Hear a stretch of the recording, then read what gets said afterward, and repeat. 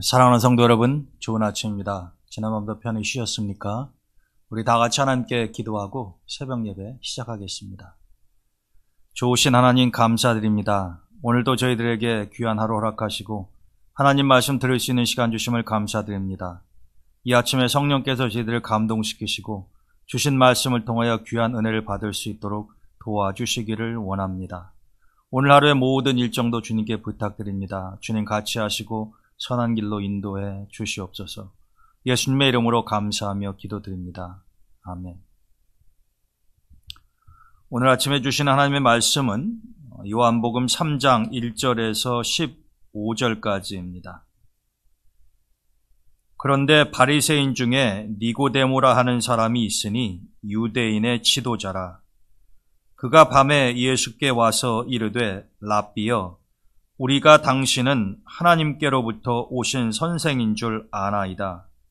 하나님이 함께 하시지 아니하시면 당신이 행하시는 이 표적을 아무도 할 수 없음이니이다. 예수께서 대답하여 이르시되 진실로 진실로 내게 이르노니 사람이 거듭나지 아니하면 하나님의 나라를 볼 수 없느니라. 니고데모가 이르되 사람이 늙으면 어떻게 날 수 있사옵나이까? 두 번째 모태에 들어갔다가 날 수 있사옵나이까? 예수께서 대답하시되 진실로 진실로 내게 이르노니 사람이 물과 성령으로 나지 아니하면 하나님의 나라에 들어갈 수 없느니라. 육으로 난 것은 육이요 영으로 난 것은 영이니 내가 내게 거듭나야 하겠다 하는 말을 놀랍게 여기지 말라. 바람이 임의로 불매 내가 그 소리는 들어도 어디서 와서 어디로 가는지 알지 못하나니 성령으로 난 사람도 다 그러하니라. 니고데모가 대답하여 이르되 어찌 그러한 일이 있을 수 있나이까? 예수께서 그에게 대답하여 이르시되 너는 이스라엘의 선생으로서 이러한 것들을 알지 못하느냐? 진실로 진실로 내게 이르노니 우리는 아는 것을 말하고 본 것을 증언하노라. 그러나 너희가 우리의 증언을 받지 아니하는도다. 내가 땅의 일을 말하여도 너희가 믿지 아니하거든 하물며 하늘의 일을 말하면 어떻게 믿겠느냐? 하늘에서 내려온 자 곧 인자 외에는 하늘에 올라간 자가 없느니라. 모세가 광야에서 뱀을 든 것 같이 인자도 들려야 하리니 이는 그를 믿는 자마다 영생을 얻게 하려 하심이니라. 아멘. 오늘은 예수님을 찾아왔던 니고데모를 통해서 같이 하나님 주시는 은혜를 나누고자 합니다. 예수님이 니고데모를 만나는 이 사건은 요한복음에만 기록이 되어 있습니다. 여러분들이 아시는 것처럼 신약성경에는 사복음서가 있는데 마태, 마가, 누가, 요한이 예수님의 말씀과 행적을 서로 다른 관점에서 기록을 했기 때문에 이 사복음서의 내용이 다 똑같지는 않습니다. 조금 전에 말씀드렸던 것처럼 이 니고데모에 대한 이야기는 다른 세 복음서 저자는 별 관심이 없었는지 기록이 되어 있지 않아요. 그렇지만 요한은 이 니고데모에 관한 일을 오늘 본문에 기록해 놓았습니다. 니고데모, 우리에게는 꽤 잘 알려진 인물인데 그는 어떤 사람이었는가? 이 요한복음의 내용을 우리가 잘 살펴보게 되면 그는 유대인의 지도자였다고 그럽니다. 유대인의 지도자들 가운데서도 특별히 산헤드린 공의회, 어찌 말하면 이 니고데모는 유대인들의 이 정치 구조에 있어서 가장 높은 집단에 속해 있었다라고 하는 것을 알 수가 있습니다. 왜냐하면 유대인의 지도자들 가운데 특별히 엄선된 사람들만이 이 산헤드린 공의회의 회원이 될 수 있었기 때문에 그러합니다. 그리고 또 그는 바리새인이다 이렇게 되어 있습니다. 그러니까 당시 유대 사회에서 존경받는 또 특별한 대우를 받는 지도자들이 갖춰야 할 모든 조건을 니고데모는 다 가지고 있었다라고 하는 것을 우리가 알 수 있습니다. 그런데 이 니고데모가 밤중에 예수님을 찾아왔다라고 하는 것입니다. 굉장히 특이한 사건이죠. 왜냐하면 바리새인들은 예수님에 대해서 별로 좋아하지 않았고 또 예수님도 우리가 나중에 보겠습니다만 이 바리새인들에 대해서는 별로 호의적으로 대하지를 않으셨습니다. 그렇기 때문에 바리새인인 니고데모가 예수님을 찾아온다라고 하는 것은 극히 드문 일입니다.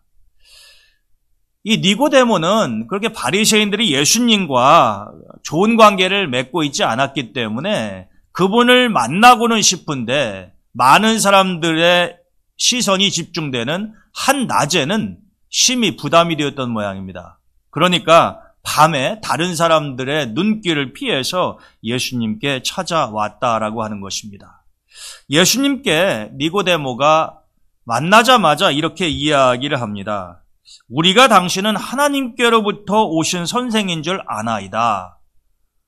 만약에 선생님께서 하나님께로부터 오지 아니하였다고 한다면 이런 표적을 행하실 수 없음이기 때문에 그렇습니다.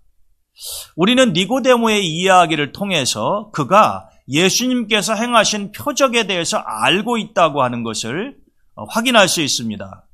근데 여러분, 우리가 지금까지 보아왔듯이 예수님께서는 표적을 딱 한 번밖에 행하지 않으셨죠.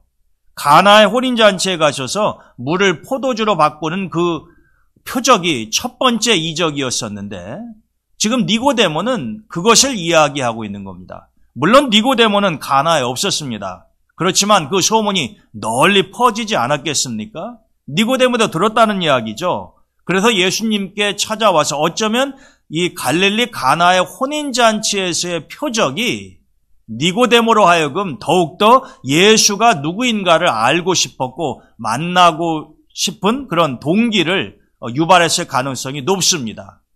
하나님께로부터 온 사람이 아니면 어떻게 그 누가 물을 포도주로 바꿀 수 있겠느냐라고 하는 겁니다. 여러분, 이건 니고데모뿐만이 아니라 우리라고 하더라도 그런 의구심 그리고 호기심이 자연히 발생하지 않겠습니까? 그래서 니고데모가 그 소문을 듣고 물을 포도주로 만들 수 있는 그분은 어떤 분이신가라고 하는 것을 알고 싶어서 예수님에게 밤에 찾아왔었던 것이죠. 근데 예수님은 이 니고데모의 말에 대해서 그냥 다짜고짜로 이렇게 이야기하십니다. 진실로 진실로 너한테 이르노니 사람이 거듭나지 아니하면 하나님 나라에 들어갈 수 없다.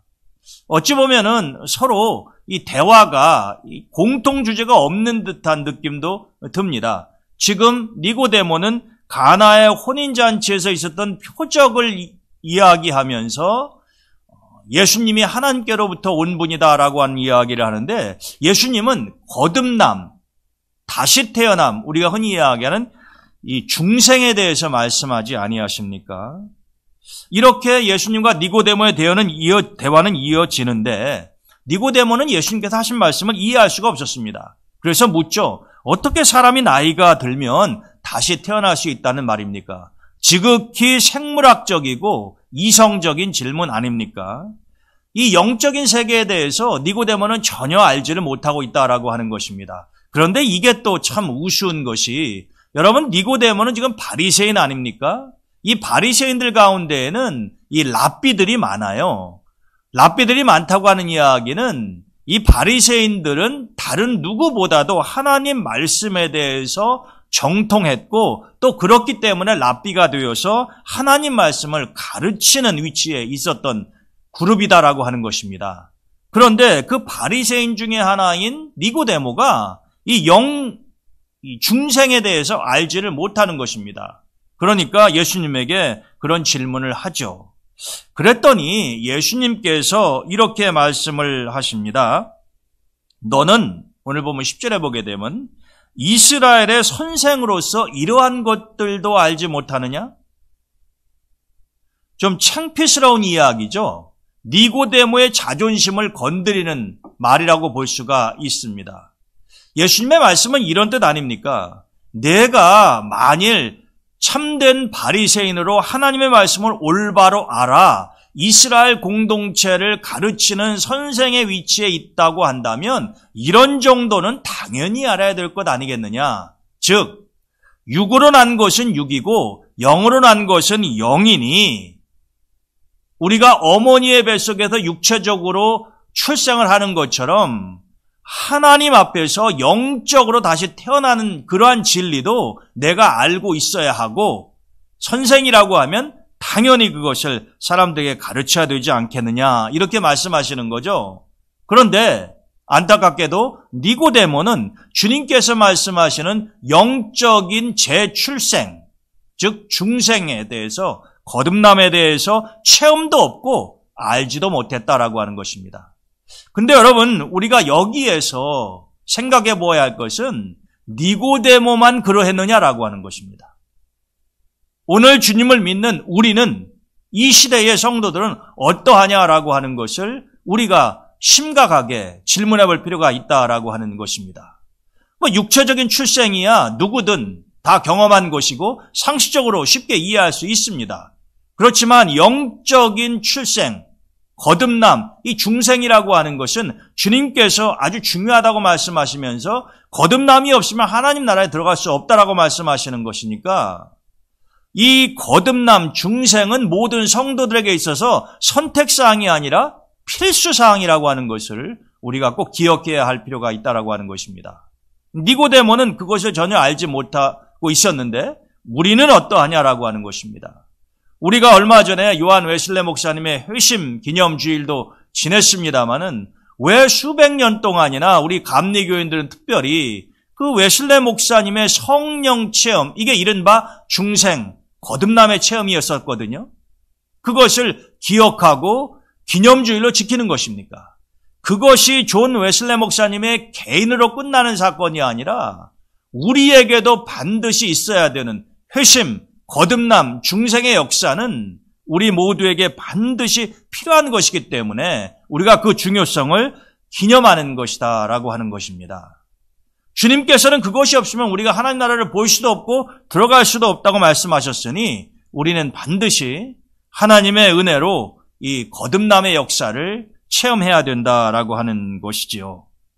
그런데 주님의 말씀은 이러한 다시 태어남은 마치 우리가 바람이 불어서 그 시원한 바람을 느낄 수는 있으나 바람의 방향을 알지 못하는 것처럼 성령으로 거듭난다고 하는 것 역시 우리가 어떻게 이루어지는지 이 이성적으로 논리적으로 설명하기는 참 어려운 부분이지만 우리가 바람이 어디에서 와서 어디로 가는지 알지 못한다고 해서 바람이 없다고 이야기하면 얼마나 어리석은 일이겠습니까? 마찬가지로 이 거듭남은 신비스러운 일이에요. 사람이 영적으로 다시 태어난다라고 하는 것은 나 자신도 그게 무엇인지 정확하게 기억하고 설명하기가 어려운 부분이 있다라고 하는 것입니다. 그래서 오죽했으면 대학 교수까지 하고 그 총명했었던 웨슬레 목사님이 자신이 거듭남의 체험, 성령 체험을 했을 때 이렇게 일기장에 기록해 놓았겠어요?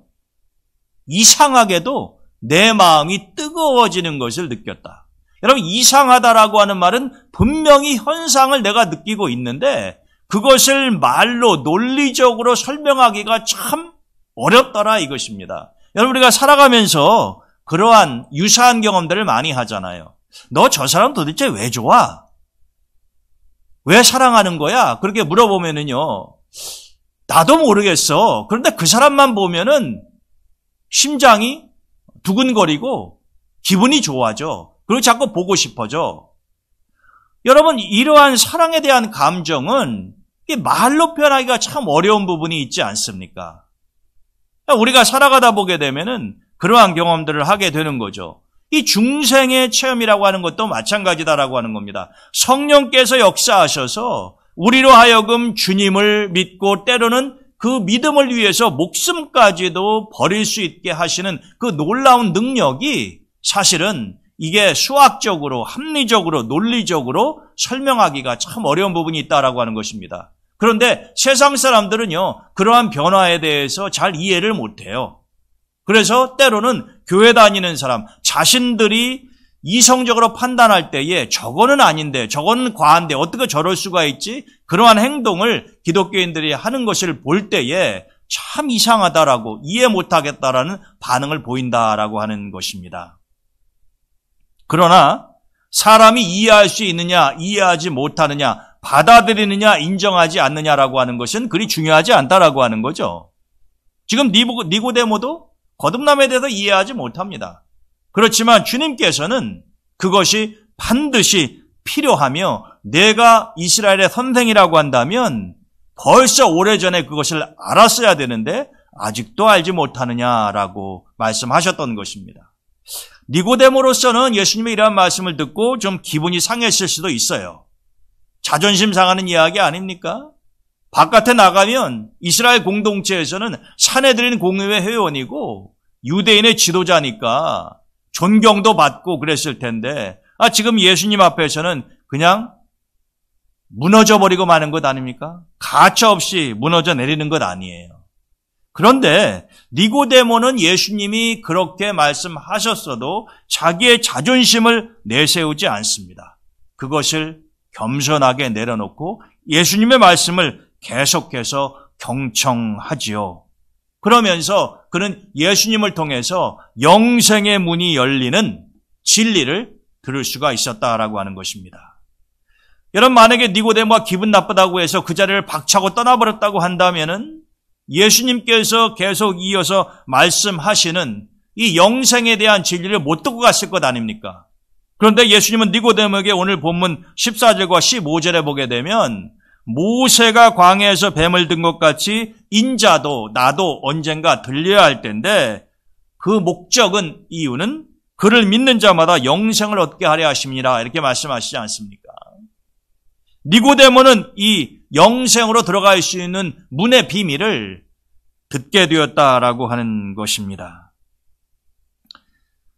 이 니고데모는 요한복음에만 제가 등장한다 이렇게 말씀을 드렸는데 이것이 첫 만남이죠.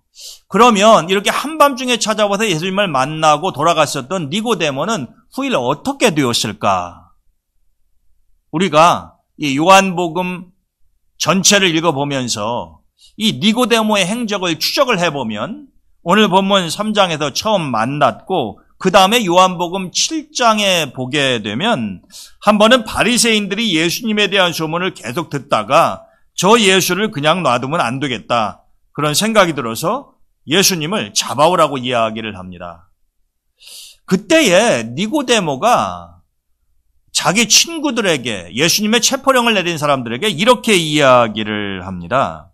우리 율법은 사람의 말을 듣고 그 행한 것을 알기도 전에 심판하느냐. 예수님을 변호하고 예수님을 두둔하는 이야기죠. 다른 말로 하면 이런 것입니다. 우리가 모세를 통해서 하나님에게 받은 율법에 의하면 우리가 어떤 사람이 무슨 행동을 했을 때에 그 사람의 말을 들어보고 그 행위를 알기 전에 미리 선입관념을 가지고 예단을 가지고 판단하는 것은 잘못된 것 아니냐라고 하는 말이에요. 여러분 어떻게 생각하십니까? 니고데모의 이야기가 구구절절이 맞는 이야기잖아요. 그들은 예수님에 대한 소문만 들었을 뿐입니다. 예수님과 직접 만나서 니고데모처럼 이야기를 나눠본 적도 없고요.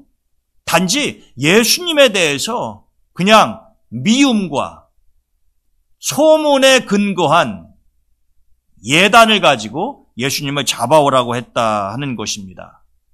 여러분 우리가 살아가면서 그러한 실수를 범하는 경우가 종종 있지 않습니까? 우리가 객관성을 잃어버린다라고 하는 거죠. 내가 싫어하는 사람의 말이 사실은 진실일 수 있어요. 그렇지만 내가 싫어하면 그 사람이 하는 모든 말은 잘못된 것이고 듣기도 싫어하고 그 사람이 하는 행동 한 가지 한 가지가 전부 다 눈과 비 위에 거슬리는 경우가 있지 않습니까? 여러분들의 경우는 어떠하세요?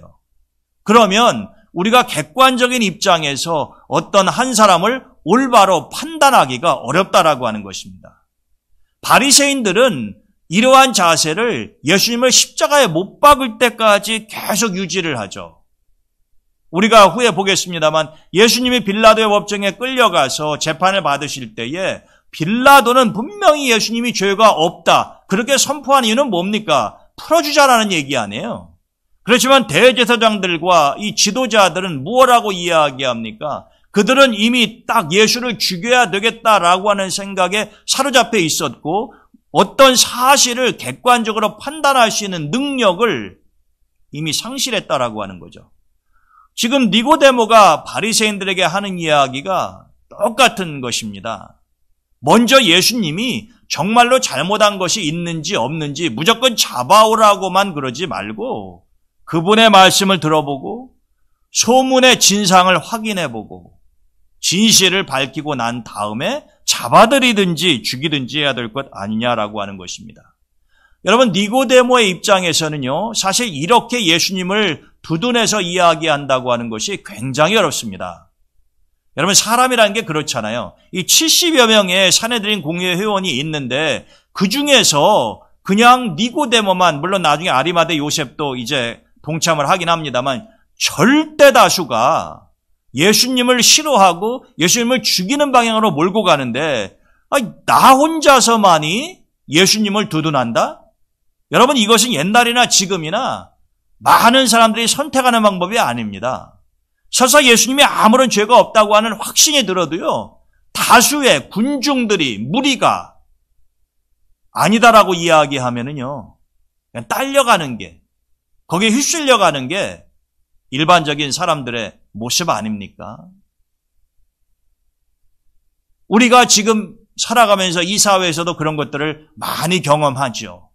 군중 심리, 진실을 잃어버렸으나 진리가 무엇인지를 알지 못하나 그냥 많은 사람들이 밀어붙이면 어쩔 수 없이 휩쓸려가고 거기에 딸려가는 것, 끌려가는 모습들을 우리가 많이 보지 않습니까?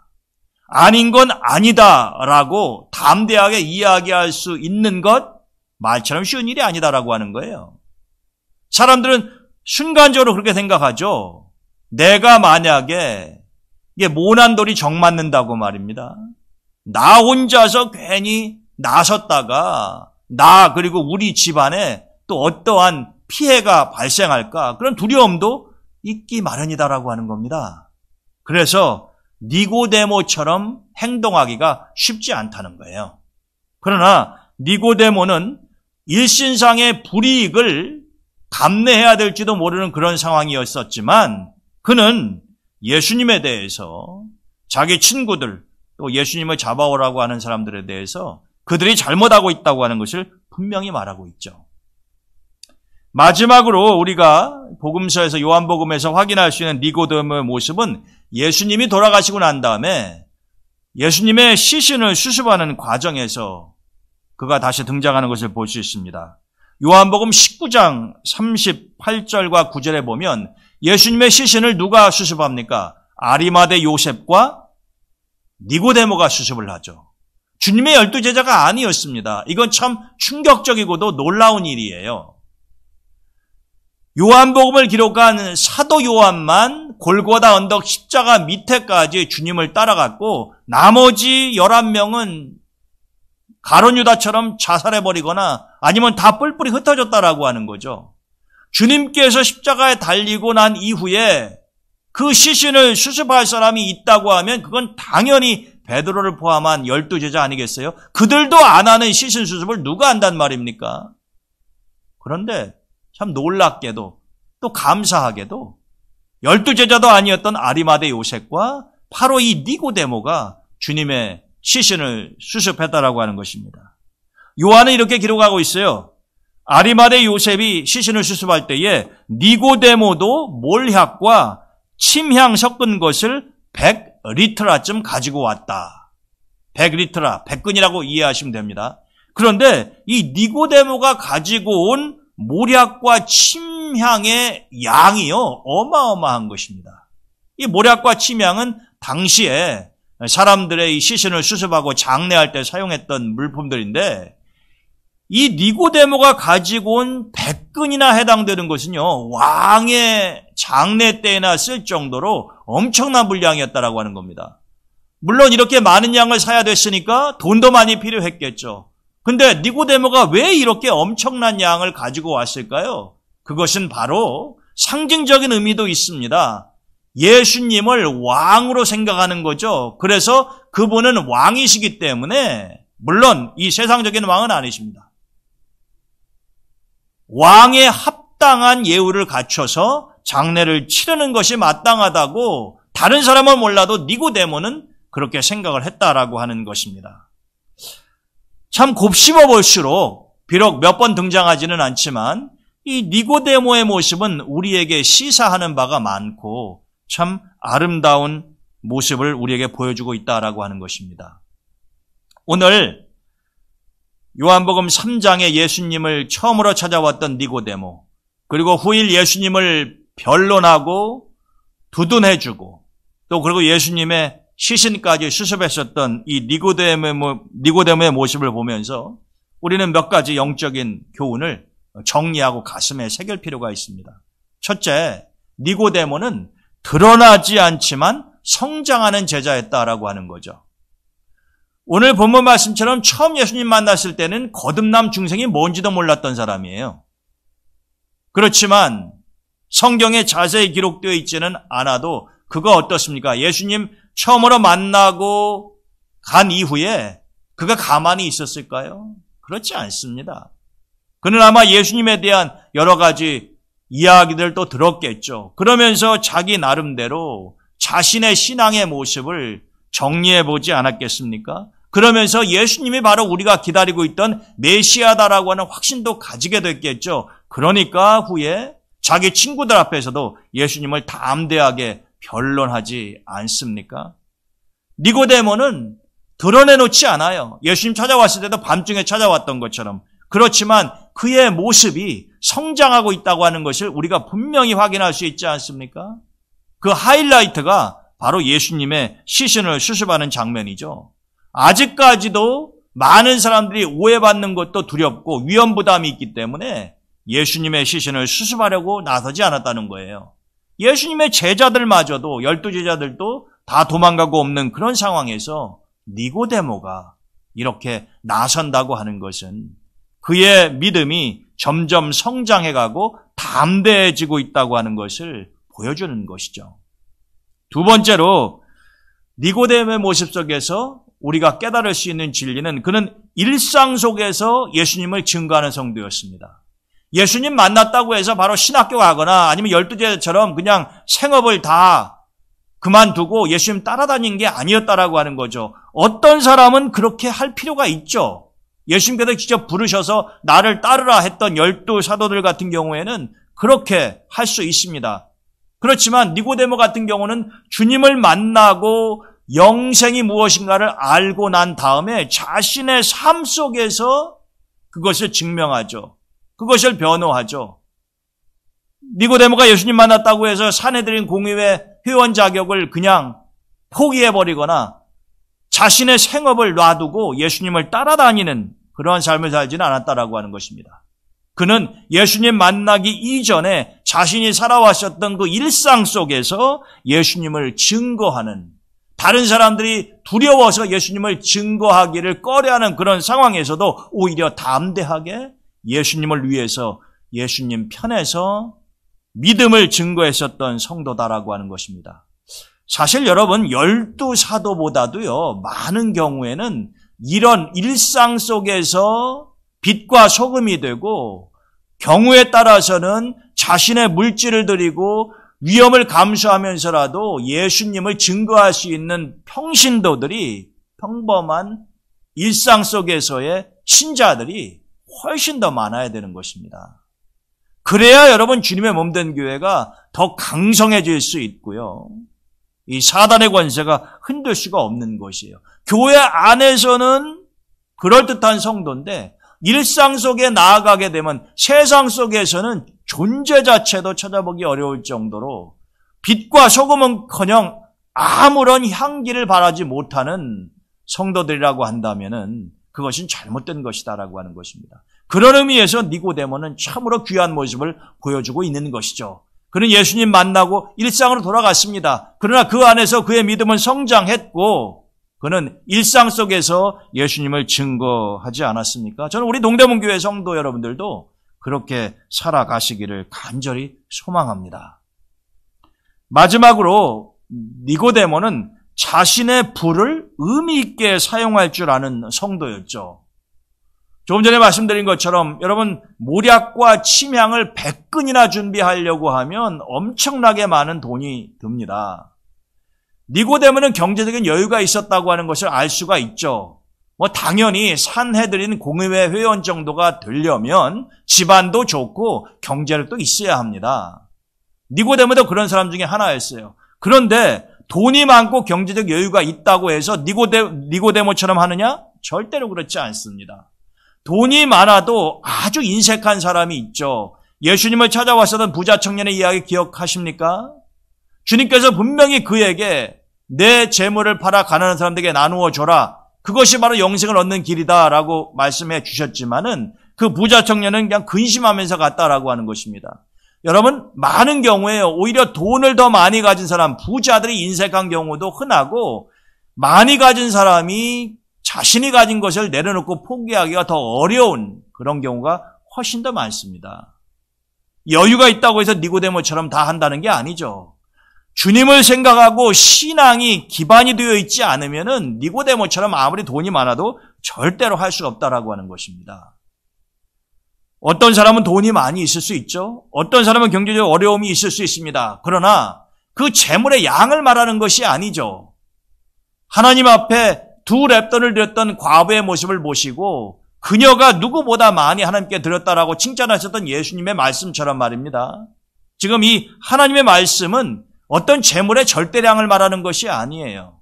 니고데모는 다른 사람보다도 더 경제력이 여유가 있었기 때문에 이렇게 많은 양을 준비할 수 있었지만 우리가 그렇지 못해도 우리의 마음 최선을 다해서 하나님께 내 물질을 드리고 그걸로 주님의 영광을 위해서 쓸 수 있다고 한다면 그것은 됐다라고 하는 것입니다. 종로에 가시면은 이 메리츠 자산운용회사라고 하는 것이 있어요. 메리츠 증권 유명하죠. 7개 자본입니다. 그런데 이 한국에 있는 메리츠 증권의 이 대표가 시민권은 물론 미국 사람이기는 합니다만은 이 잔 리라고 하는 한국 사람이에요. 이 사람은 이른바 주식 투자의 규제라고 불리는 사람입니다. 그래서 많은 사람들이 조언을 구하죠. 그런데 이 잔 리 씨는 또 아주 교회에 열심히 다니는 신실한 성도이기도 해요. 그래서 교회 다니는 사람들도요, 이 잔 리 씨에게 자주 물어봅니다. 이런 질문들을 하는 거죠. 교회 다니는 사람이 교인이 주식 투자를 해도 괜찮습니까? 우리가 어떤 경우에는 이 주식 투자하는 것에 대해서 좀 부정적인 그런 시각을 가지고 있는 때도 있잖아요. 그런 질문에 대해서 이 잔 리 씨는요, 이렇게 이야기를 합니다. 기독교인들이 주식 투자를 하는 것을 절대로 부정적으로 봐서는 안 된다. 여러분, 이 말씀 듣고 오해하지 마세요. 여러분들 바로 주식 투자 시작하라는 이야기는 결코 아닙니다. 그건 여러분들이 지혜롭게 잘 판단해서 하셔야 될 일이지만 해도 좋고 안 해도 상관은 없는 것이에요. 그러나 만약에 한다고 하면은 그 목적이 분명해야 된다라고 하는 것입니다. 또 주식 투자하는 사람을 다 부정적으로 볼 필요가 없다라고 하는 것이에요. 근데 이 잔 리 씨가 이야기하는 것은 청부렁, 깨끗한 부자가 되는 것이 중요하다, 이렇게 이야기를 합니다. 그러면서 저는 이분이 인터뷰하는 과정에서 한 이 말을 굉장히 좋아하는데 이렇게 이야기를 하는 거예요. 어떤 성도가 있다고 가정을 합시다. 그런데 그 사람이 신앙은 좋은데 늘 돈을 꾸러 다니는 사람, 이런 사람보다는 신앙생활도 잘하면서 경제적으로 독립한 사람들이 많아져야 되지 않겠습니까? 저는 잔 리의 이 말에 100% 공감합니다. 여러분, 어떤 사람은 부자일 수 있고 어떤 사람은 가난할 수 있죠. 그런데 성도가 말입니다, 늘 교회 안팎의 사람들에게 빚이나 지러 다니고 돈이나 꾸러 다니고 빌린 돈도 제대로 갚지 않고 그런 모습으로 살아간다고 하면은 이게 얼마나 하나님의 영광을 가리우고 다른 사람들에게 손가락질 당하는 삶이겠습니까? 그것보다는 신앙생활도 잘 하면서요, 경제적으로 꼭 주식 투자가 아니더라도 성실하게 일하고 하나님의 도우심 가운데에 경제적으로 남에게 피해를 끼치지 않고 독립적으로 생활할 수 있으며 그 물질을 가지고 하나님께 영광을 돌리는 것이 훨씬 더 아름다운 것 아니겠느냐라고 하는 겁니다. 우리가 흔히 부자가 천국에 가는 게 낙타가 바늘길을 지나가는 것보다 더 어렵다, 이 말씀 때문에 이 부에 대해서 부정적인 생각을 갖는 경우가 많죠. 부자는 천국에 그만큼 가기 어렵다라고 하는데 우리가 부자가 돼서는 안 되는 것 아니냐. 근데 여러분 놀랍게도요. 예수님의 시신을 수습했던 아리마대 요셉과 오늘 본문의 니고데모 같은 사람은 아주 부자였어요. 그런데 이 두 사람이 자신의 부 때문에 걸림돌이 되었다라고 하는 것은 성경에 어디에서도 찾아볼 수가 없다라고 하는 거죠. 중요한 것은 선한 부자가 돼야 된다라고 하는 것입니다. 부자가 되고 안 되고가 중요한 것이 아니라 선한 부자가 되는 것이 중요하다라고 하는 거죠. 그래서 유대인들은요, 어릴 때부터 돈을 투자하는 방법을 가르친다고 하죠. 그러니까 유대인들 가운데 세계적인 부호들이 많지 않습니까? 또 그러면서 유대인들처럼 기부를 많이 하는 사람들도 민족도 찾아보기 어렵다라고 하는 거죠. 저는 이것이 최상이 아닐까 생각을 합니다. 하나님 우리에게 복을 주기를 원하시는 분이죠. 복을 주시는 방법은 다양합니다. 근데 하나님께로부터 받은 그 물질을 가지고 나 혼자만을 위해 쓰는 게 아니라 하나님의 영광을 위해서 다른 사람들 위해서 아낌없이 나누고 쓸 수 있다고 한다면요, 늘 돈이 없어서 쪼들리고 남에게 빌리기나 하고 사기나 치고 부정적인 모습으로 살아가는 것보다는 하나님의 백성으로서 이런 모습이 훨씬 더 아름답다라는 것입니다. 우리는 그렇게 될 수 있어요. 우리가 정신 차리고 하나님 말씀대로 하면서 올바르게 살아간다고 하면은 왜 그것이 불가능하겠습니까? 저는 우리 동대문교회 성도 여러분들도 니고데모와 같이 살 수 있으면 좋겠어요. 드러나지는 않으나 진실된 모습이 느껴지지 않습니까? 거창한 것은 아니나 일상의 삶 속에서 예수님을 증거하고 자신의 일에 충성한 모습이 보이지 않습니까? 우리가 빈손으로 왔으니 빈손으로 떠날 텐데 떠나기 전에 내가 가진 것을 가지고 주님을 위해서, 주님의 몸된 교회를 위해서, 다른 사람들을 위해서 니고데모처럼 아낌없이 사용할 수 있다고 한다면 얼마나 좋겠습니까? 저는 우리 동대문교회 성도 여러분들이 그러한 비전을 가지고 오늘 이 아침에 니고데모를 통해서 주신 영적인 교훈을 가슴에 새기고 그렇게 살아가시기를 주님의 이름으로 축원드립니다. 오늘도 주님의 은혜 가운데 좋은 하루 되시기를 바랍니다. 기도하실 때에 교회와 우리 자녀, 환우들, 특별히 코로나19 백신 접종이 이루어지고 있는데 우리 동대문교회 성도 여러분들 아무 부작용이 생기지 않도록 중보해 주시기를 바랍니다. 제가 기도하고 새벽 예배 마치겠습니다. 하나님 감사합니다. 오늘 또 귀한 생명의 말씀을 들려주셨으니 그 말씀대로 살아갈 수 있도록 도와주시옵소서. 예수님의 이름으로 감사하며 기도드립니다.